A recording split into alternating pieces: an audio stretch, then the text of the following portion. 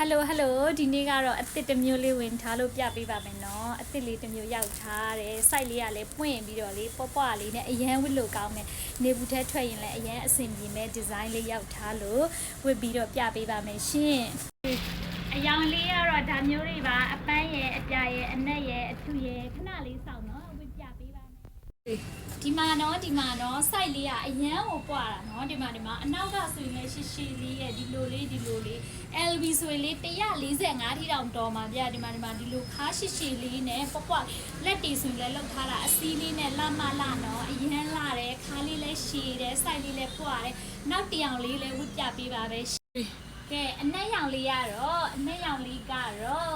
သူမဆိုလူကြိုက်များတဲ့အယောင်လေးနော်ဘာအယောင်နဲ့ပဲဝေအရန်လာတဲ့အနက်ရောင်လေးပါခါလည်းရှည်တယ်နော် site ကလည်းပွားတယ်အယောင်ပိုင်းလေးကလည်းလာပါတယ်နော်အားလုံးအဆင်ပြေမဲ့အယောင်လေးပါအဖြူရောင်လေးလည်းဝတ်ပြပေးပါမယ်ရှင့်ဒါလေးကတော့ရိုးရှင်းနဲ့ချစ်ဆွတ်လေးပါအရင်လာတဲ့အဖြူရောင်လေးပါနော်အရင်လာတဲ့ site လေးလည်းအရင်ဖွင့်ပါတယ်အယောင်တွေကပယ်ရောင်လုံးဝမပါဘူးနော်အဖြူတို့အပန်းတို့အနက်တို့ကလူကြိုက်များတဲ့အယောင်လေးပါ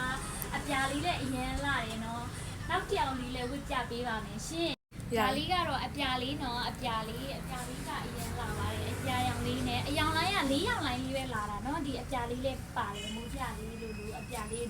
အပြာလေးကအရင်လာပါတယ်အယောင်လေးက4ရောင်လိုင်းမလို့ဒါလေးတွေကအရင်အယောင်သွက်တာမလို့အမြန်လေးလာယူကြပါလို့အားလုံးကိုဖိတ်ခေါ်ပါတယ်ရှင့်